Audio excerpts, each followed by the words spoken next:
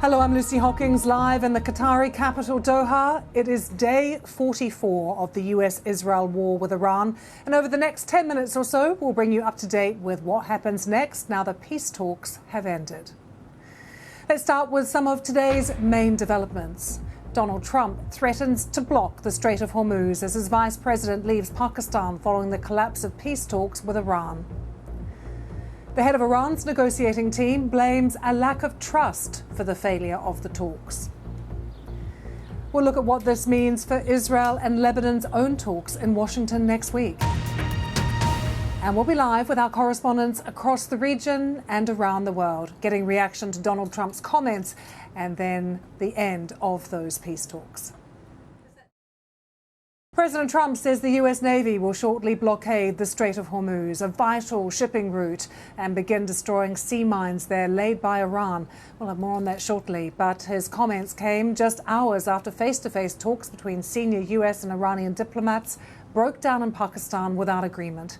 The US Vice President, J.D. Vance, who was there, said the main sticking point was nuclear weapons.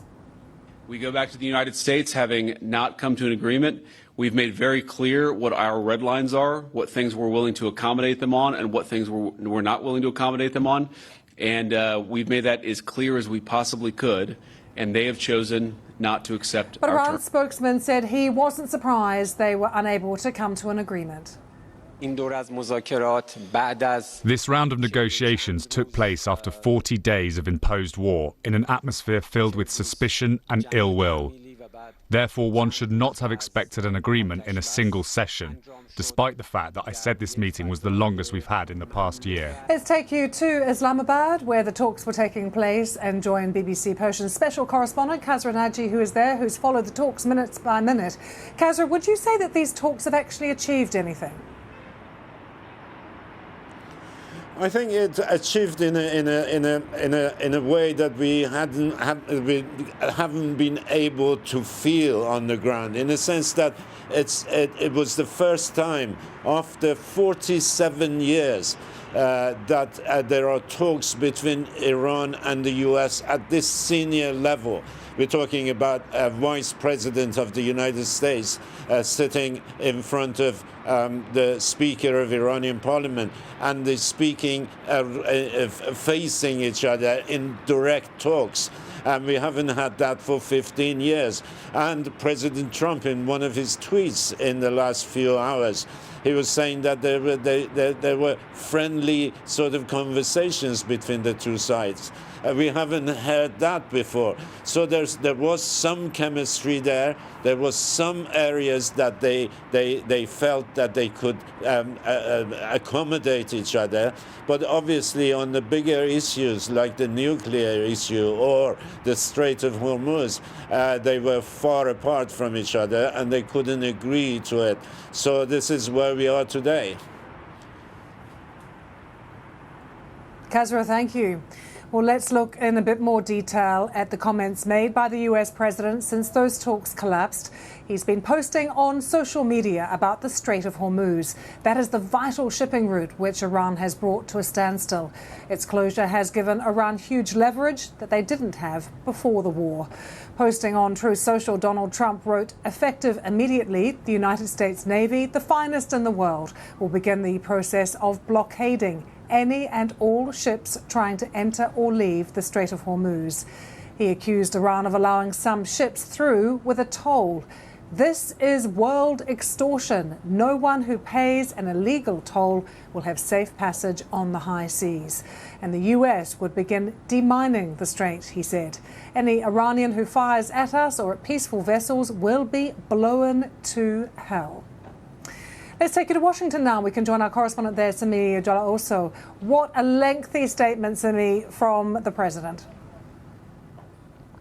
Yeah, President Trump is essentially exerting US control over the Strait of Hormuz. He's trying to force it to reopen under US terms by calling for a blockade of all ships crossing the strait, saying that the US Navy will destroy any Iranian mines there as well, and saying that the US will interdict or essentially punish any ships that have paid any toll to Iran. He also makes a threat that if US naval vessels are attacked, that the attackers will be, quote, blown to hell. He says this is all as a response to Iran knowingly failing to reopen the Strait of Hormuz, which in itself has been a central pressure point for President Trump. It's made it difficult for him to end this war on his own terms. And we know the Strait of Hormuz was also one of those points of discussion in those talks between the US and Iran, which President Trump also said went well, that most issues were agreed on, apart from the nuclear issue. He said that Iran unwittingly, quote, is not agreeing to give up its nuclear ambitions.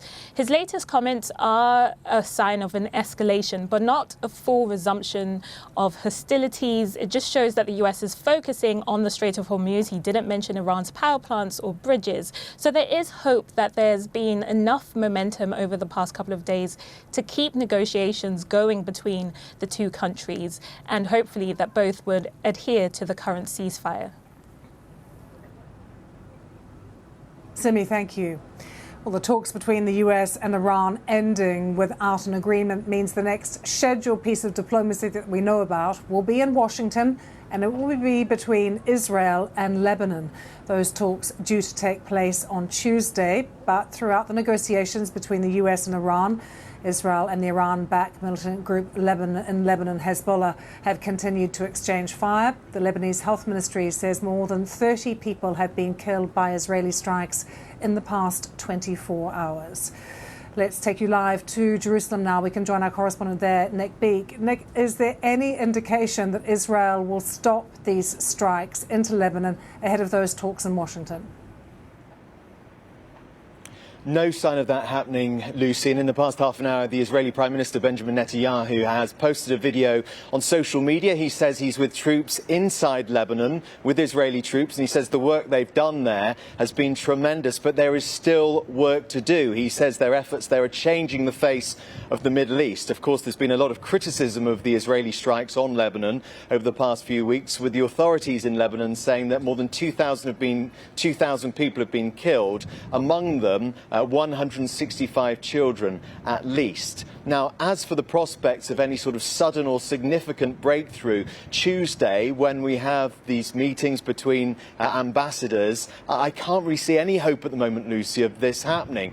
Why do I say that? Well, yes, it's significant that the Israelis and the Lebanese are talking to each other, but let's remind ourselves it's actually Israel and Hezbollah, the Iran, the group that's backed by Iran, that's involved in the fighting here. So I think that's going to be difficult. Mr. Netanyahu also has set the bar really high. He says, yes, he'll contemplate a ceasefire, but only if there's a peace deal, which goes on for many, many years to come, talking about a generational peace deal. So I think that's going to be really difficult. And of course, the problem is that this is such a volatile front, and it's something that threatens really to scupper the wider peace agreement that itself is very fragile between the Iranians and between the United States. Iran has said that if Israel continues to strike Hezbollah positions in Lebanon, then they will fight back. So this is a really tense time, and in terms of these talks next Tuesday, I don't think anyone really, Lucy, is holding out a huge amount of hope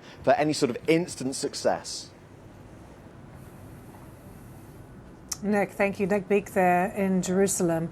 Well, you've been sending us some of your questions, so let's assess now how some of the developments today will impact the war going forward, and take you back to BBC Persian special correspondent Kazra Naji, who is in Islamabad, to answer these questions for us. One person, Kazra, has asked, blocking the blockade to open the blockade, is it a wise and calculated move?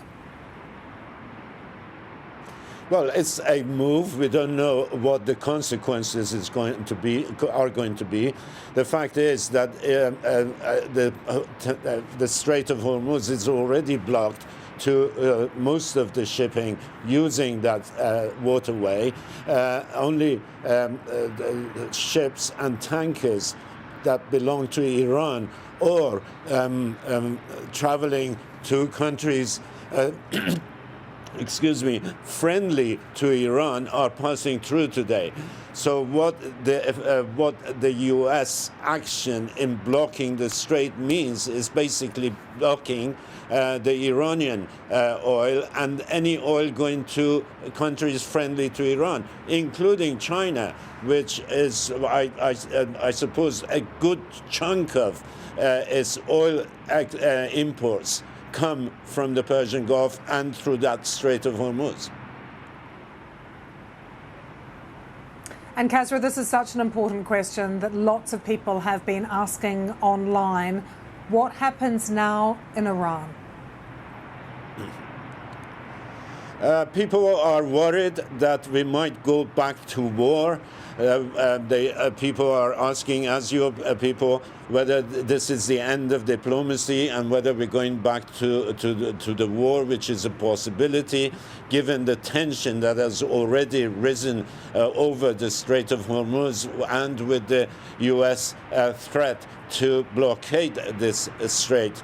And we're hearing reports of various airplanes, U.S. fighter planes and military planes already traveling to Israel, to Jordan and in the region. So things are hotting up again.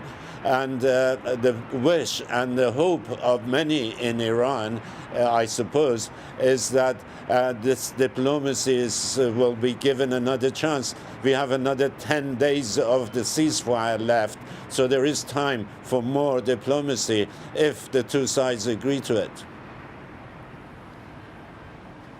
That's the hope of many. Kasra, thank you so much for joining us from Islamabad. And thank you, whether you are joining us on YouTube, TikTok, Sounds, radio or television.